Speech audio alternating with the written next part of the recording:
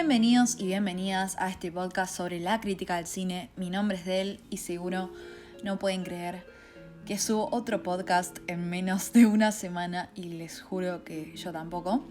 El último que subí fue el episodio número 7, Knives Out, Comedia y Estilo, donde pasé más de 40 minutos hablando sobre una de mis comedias favoritas, se podría decir, y también, obvio, sobre la moda y la vestimenta de esa película que me fascinó.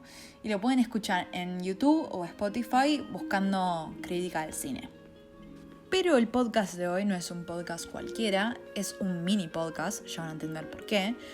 Igual seguramente me pase el tiempo en el cual había planeado que terminara, pero ustedes ya, si escuchan mis podcasts, saben que hablo mucho y no paro de hablar, entonces siempre se extienden. A lo que voy es que no quiero dedicarle un podcast entero de análisis a esta película. No porque no me haya gustado, nada que ver, sino porque me gustó pero no la sentí tanto. No la sentí a flor de piel como el resto de las películas de las cuales suelo hablar. Y siento que si quiero hacer un análisis complejo sobre una película me tiene que tocar en algún sentido. Y me tocó, la sentí, pero no me flechó, no me enamoró. Me gustó, era necesario hacer una crítica que en palabras escribiendo no iba a poder llegar a decir todo lo que quería decir, pero tampoco sentía el hecho de dedicarle más de 40 minutos a una película que no me voló la cabeza. No quería dejar de hacerle una crítica a esta película y creo que las palabras o lo que escriba no va a alcanzar para lo que tengo que decir.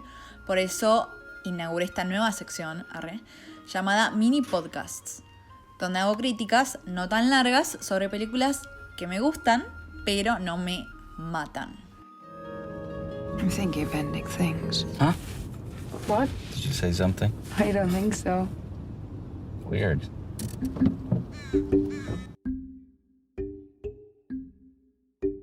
Arrancamos con que esta es la nueva película de Charlie Kaufman, Capo de la Vida, el cual ya hablé bastante en el podcast sobre Eterno Resplandor de una mente sin recuerdos, el cual también lo pueden escuchar en YouTube o Spotify. Pero lo que me gusta de Charlie es que es único. Sí, es único. Y le soy honesta y un poco exagerada, pero lo considero como uno de mis guionistas favoritos, realmente. Y esta película fue increíble, ¿eh? Creo que a todo el mundo le gustó mucho, leí muy buenas críticas, lo cual lo hace más genial todavía. Porque el cine se comparte y cuando uno disfruta algo quiere que el resto la disfrute, y la verdad me encantó ver que mucha gente la disfrutó. También uno entra a Twitter y ve que hay gente que le pareció muy compleja, lo cual sí, es una película compleja y tensa. No sé si no es para todos, pero siento que sí. Yo siento que es un cine para todos, más que nada el cine que hace Kaufman, porque toca temas internos que a todos nos pasa, a todos nos toca de alguna manera. Entonces, no sé, yo creo que es una película muy buena que se le puede sacar mucho jugo. Fue muy buena e inesperada y me adelanto a decir que una de las mejores películas del 2020. También, ojo, me resultó, como ya dije, un poco intensa, un poco compleja, no les voy a mentir. Me pareció un poco densa, más que nada en las escenas donde están en el auto teniendo conversaciones. Me costó un poquito llevar el guión, es complejo, igual que el resto de las películas de Kaufman. Kaufman ya me parece un poeta y es complejo de interpretar, pero creo que hay varios temas que se pueden sacar de esta película. I'm Thinking of Ending Things es la novela debut del 2016 del escritor canadiense Ian Reid. Fue publicada por primera vez en junio del 2016 en los Estados Unidos por Simon & Schuster. El libro ha sido descrito como un thriller psicológico y ficción de terror. Y trata sobre un joven que lleva a su novia a ver a sus padres en una granja remota y las perturbadoras consecuencias. En el 2020, Netflix lanzó una adaptación cinematográfica del libro Estoy pensando en acabar con las cosas, escrita y dirigida por Charlie Kaufman y protagonizada por Jesse Plemons, Jessie Buckley, Toni Collette y David Thewlis. O Thewlis, no sé cómo se dice, perdonen. Siempre digo malos apellidos. Lo primero que tengo que decir es que si alguna vez Toni Collette los invita a cenar a su casa, mi consejo es que no vayan. Joda, mentira, es una mujer increíble, es muy talentosa, muy talentosa. Realmente soy fan y sigo su trabajo desde El Sexto Sentido, como seguramente muchos o muchas de ustedes. Y no me para de sorprender, realmente, es muy talentosa. O sea, la vimos en Knives Out, la vimos en Hereditary, la vimos en Little Miss Sunshine. Esa mujer tiene mucho talento y se va cada vez más para arriba. Por el otro lado tenemos a Jessie Buckley, la protagonista me fascina, me encanta. Y no solo me parece muy atractiva, sino que actúa muy bien. Tiene muy linda voz también. Y mucho más tarde me enteré que además de ser actriz, es cantante. Y se nota, tiene una voz divina. La vengo siguiendo desde la película de Judy Garland, la cual la interpreta Renée Zellweger. Y veo varias entrevistas con Renée y me fascinó. Me parece muy copada como actriz y como persona.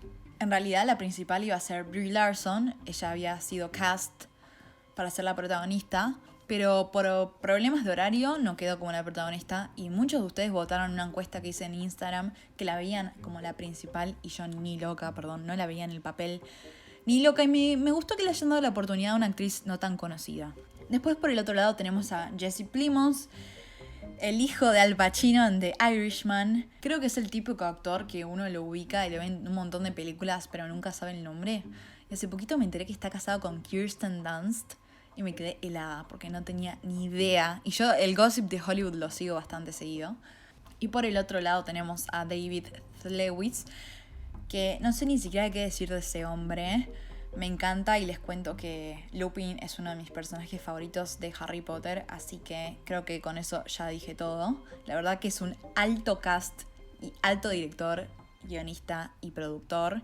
Pero tengo que admitir que al arrancar la película tenía un poco de miedo. Como era de Kaufman tenía muchas expectativas y debo decir que las cumplió. O sea, no sabía qué me esperaba. A medida que la veía igual me decía a mí misma, bueno, que salga lo que salga. Odio esperar muchísimo una película que me decepcione. A veces solemos hacer eso porque la dirige alguien que nos gusta o actúa, no sé, tu actriz o tu actor favorito. Y después no te termina gustando la película y quedas súper desilusionado. Así que decidí dejarme llevar. Me sorprendí, nos sorprendió.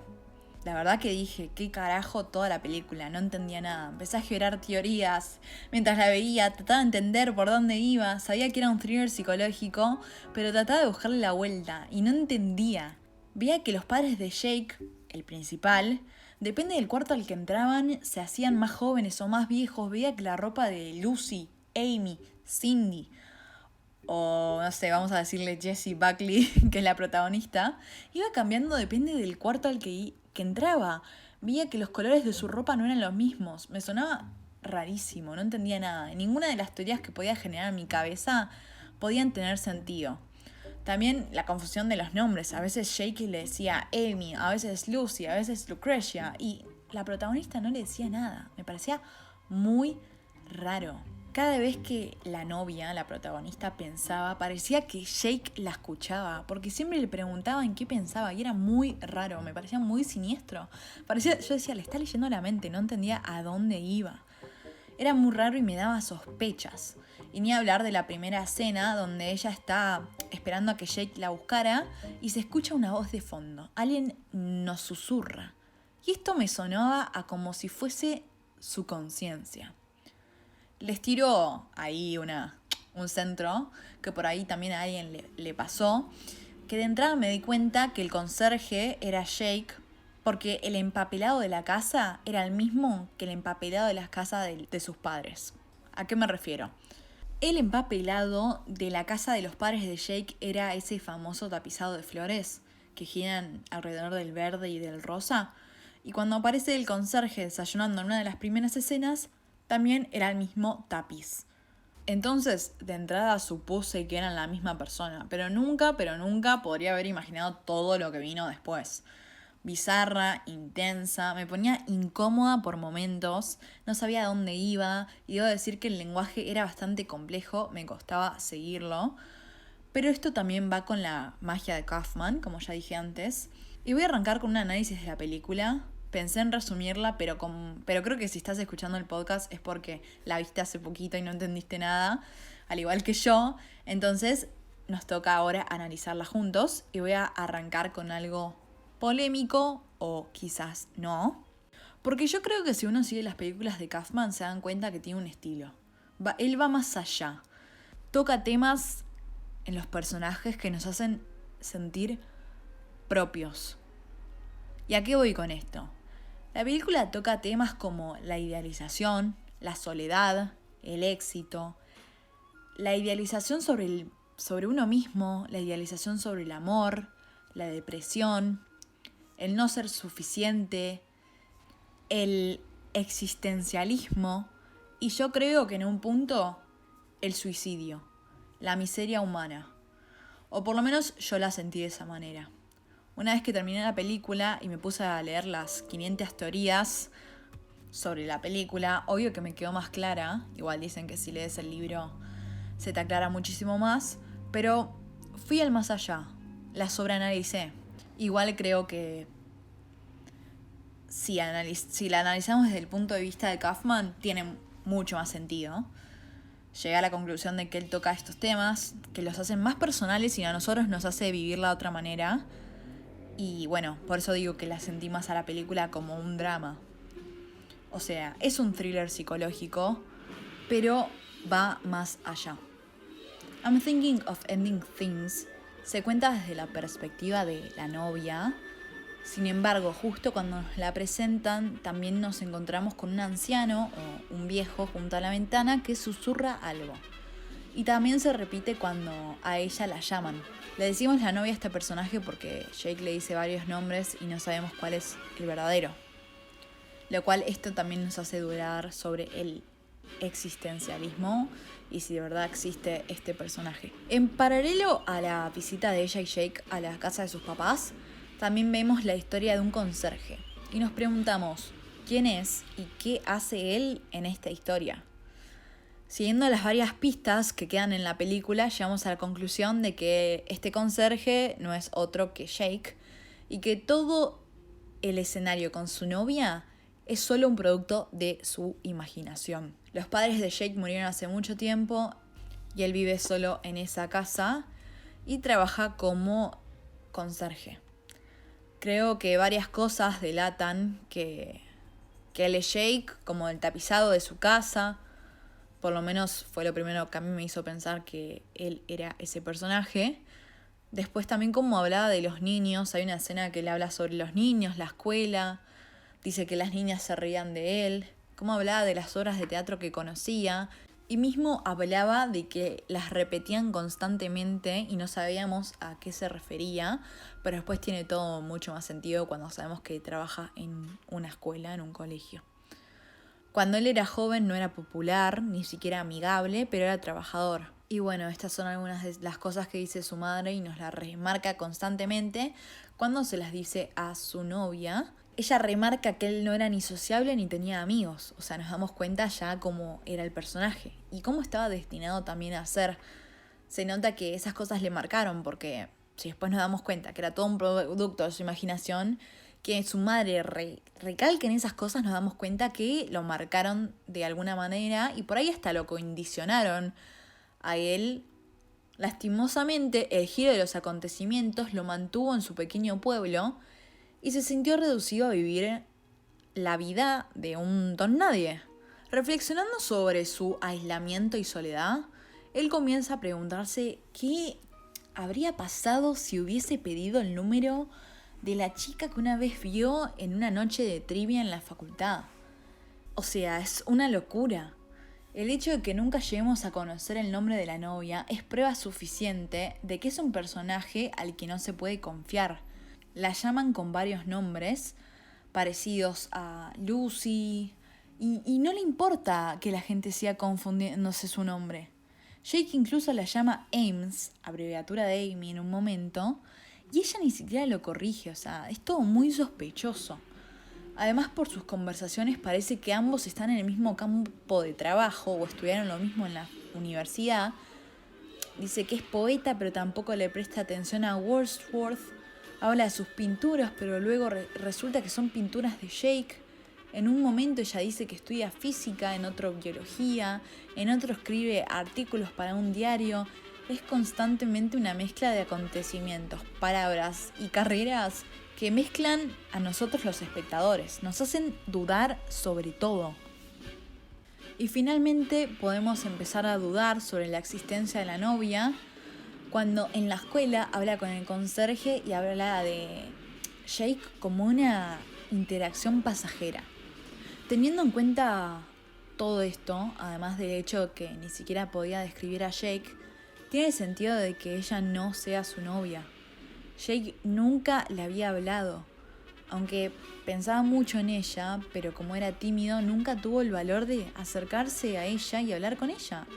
Ahora en su vejez, cuando está completamente solo, sin amigos, familia o seres queridos, se pregunta qué hubiera pasado si realmente le hubiera pedido su número de teléfono.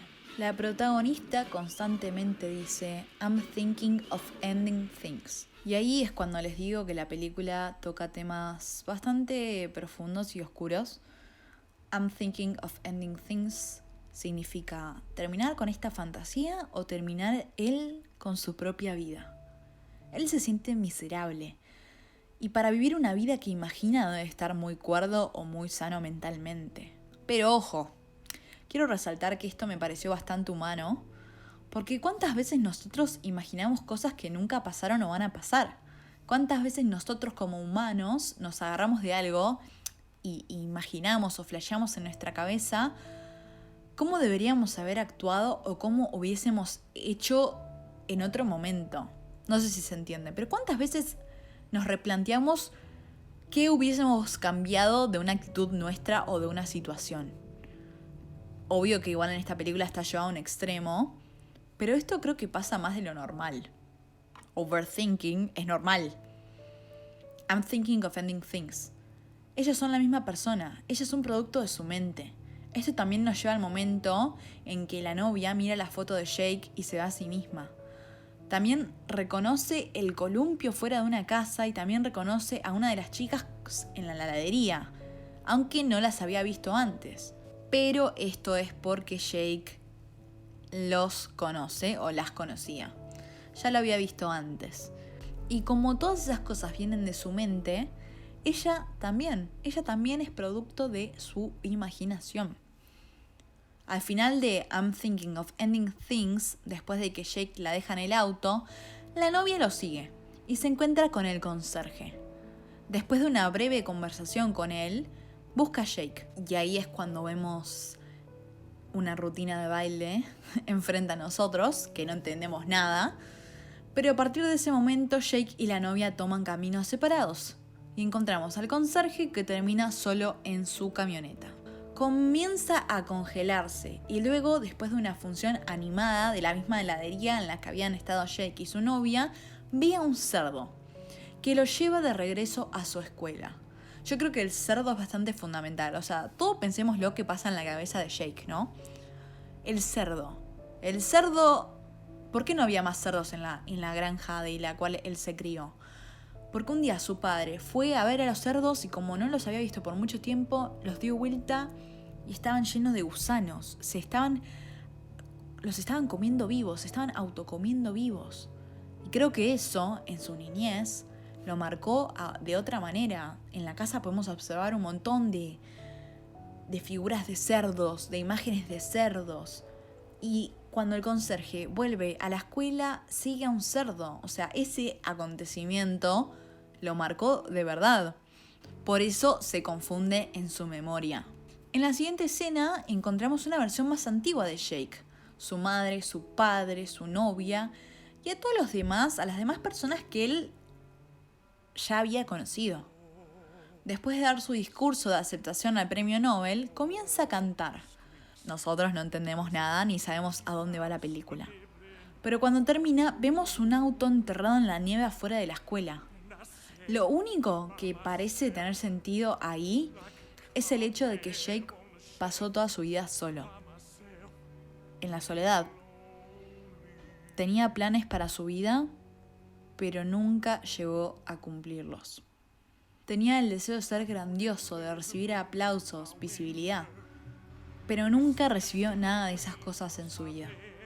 Él permaneció para siempre como un solitario, que nunca fue apreciado por nada.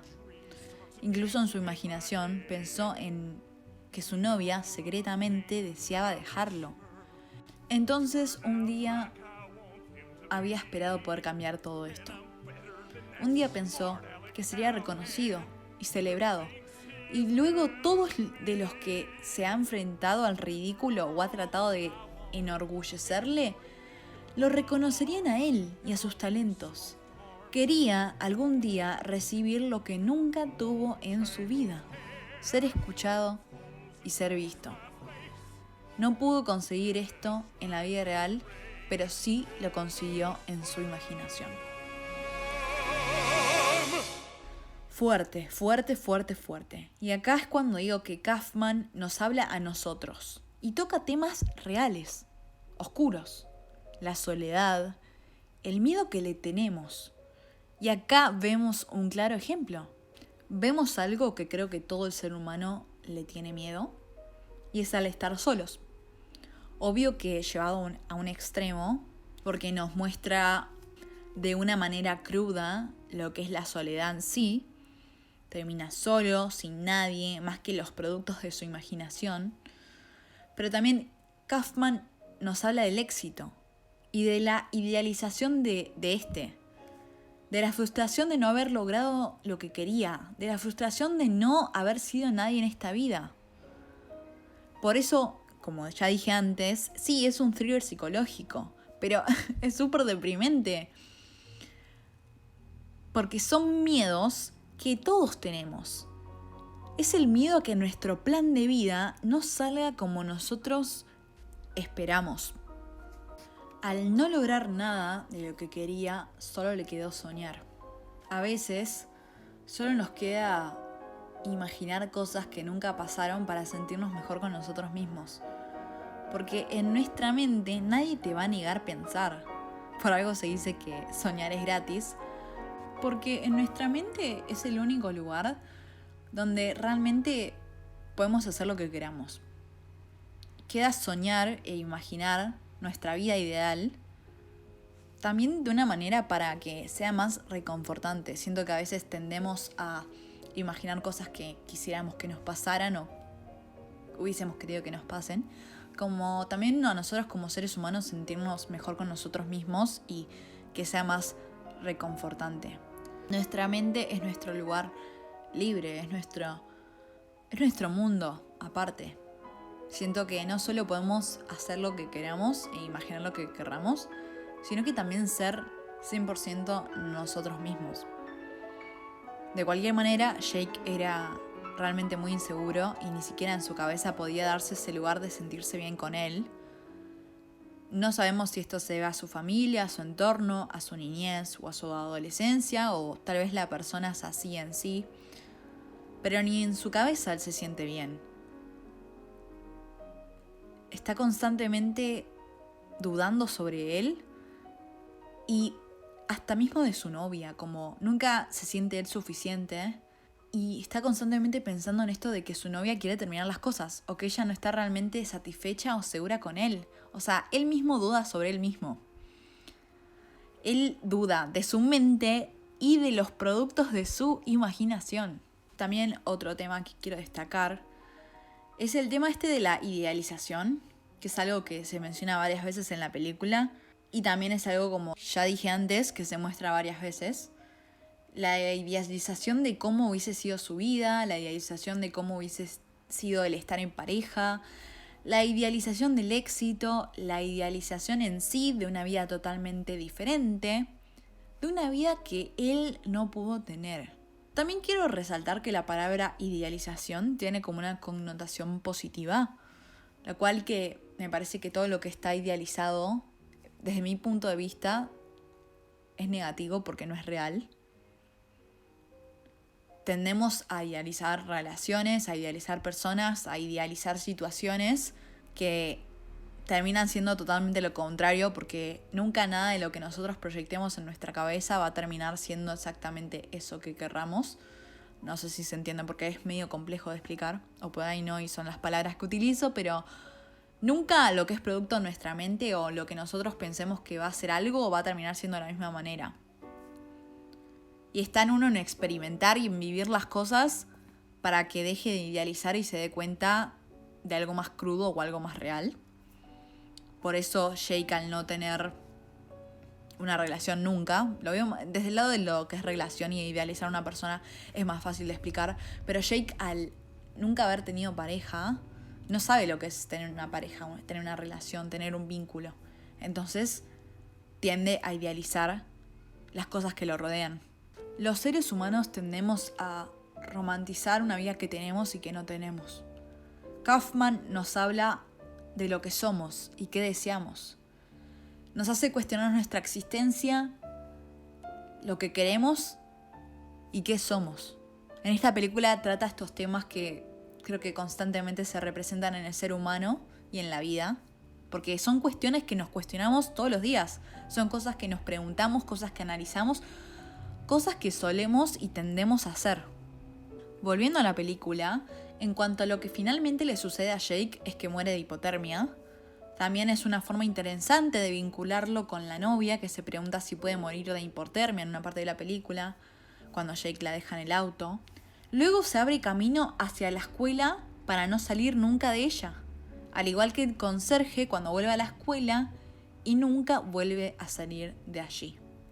Kaufman expone, tal vez de una manera no tan explícita, la naturaleza frágil de la existencia, la vida y la necesidad de conectarnos con los demás.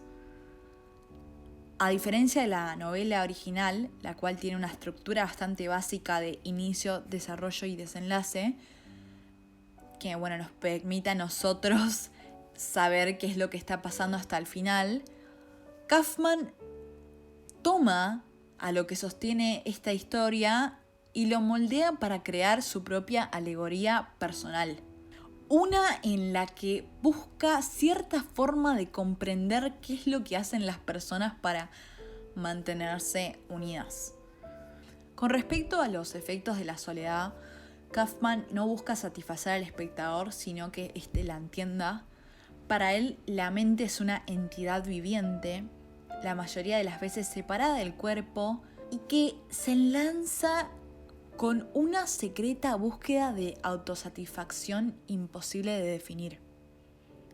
De la misma manera que lo hizo con Adaptation y Anomalisa, e incluso en su nueva novela Ant-Kid, Kaufman busca ese sentimiento de dolor que todos alguna vez sentimos con respecto a algo o respecto a qué es lo que nos rodea.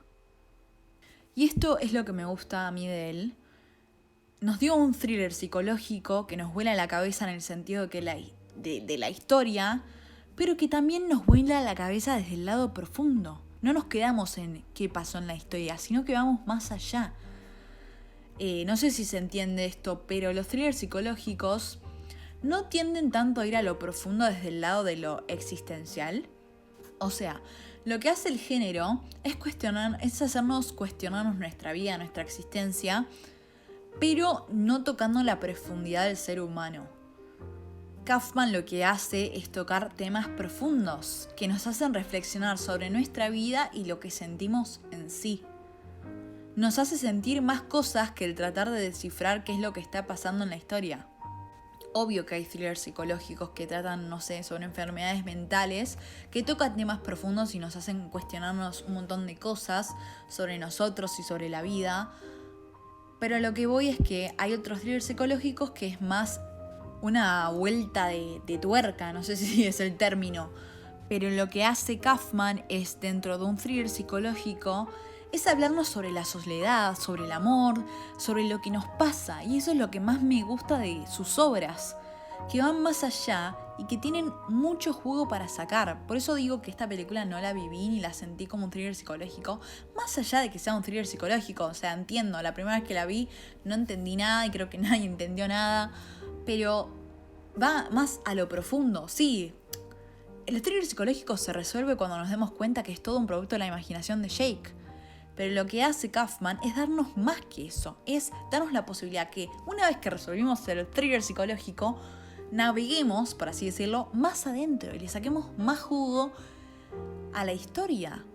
Y eso es lo que me fascina, me vuelve loca en ese sentido, me gustó más por lo que pude sacar que por el thriller psicológico en sí.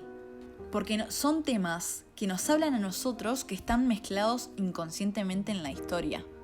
Nos lo están transmitiendo sin directamente mostrárnoslo. Que no sé si se entiende lo que voy. Pero si la ven y la observan desde todo lo que ya dije, analizando la soledad, el existencialismo, la idealización, le van a sacar mucho más jugo y se van a dar más cuenta de eso. La película juega con paralelismos, se hace confusa, pero encuentra la manera de fluir hacia adelante, de detenerse, de envolver el dilema, sostener el miedo y crear belleza. ¿Nos movemos en el tiempo o el tiempo se mueve a través de nosotros? Se pregunta ella, aturdida, con los ojos muy abiertos, y Jake no responde. Quizá no haya respuestas, o a nadie le interesa escucharla. En I'm Thinking of Ending Things, todo pasa entre líneas, lo que nadie puede definir porque aún no tiene nombre. Somos la única especie que tiene esperanza a pesar de que sabemos que morirá. La frase flota en un ámbito de sufrimiento puro, hilado y cruel. Para Kaufman, esa crueldad es siniestra, y en I'm Thinking of Ending Things la refleja en toda su oscura belleza. Y sí, la película es intensa, de seguir, genera ansiedad desde el principio, por lo menos a mí, por momentos me sentí muy incómoda, no sabía a dónde iba, pero nada, la verdad que mientras la miraba generaba distintas teorías. Llegué a pensar que Jake y su novia eran pensé que eran hasta una representación de sus padres de jóvenes, cualquier locura, pero a la vez siempre supe que Jake era el conserje de grande. Fue una locura, fue una mezcla. Igual en un momento pensé, cuando ella se encuentra con el conserje en la escuela, que ella era como alguien que la dejó marcado y era un recuerdo. Y bueno, después nos enteramos que sí. Me encantó el guión y creo que ahí está toda la data necesaria para entender a lo que apunta la película. Muy difícil, muy complejo igual, pero después de leerlo y releerlo y pensarlo, tiene un poco más de sentido. La fotografía es fascinante, los colores son increíbles, obvio. La música, los ruidos, creo que es algo que hay que destacar, los ruidos, el ruido del viento, el ruido de la madera, el ruido de la nieve, eso es clave, me llamó mucho la atención. En una parte mencionan a Guy Debord y a la sociedad del espectáculo.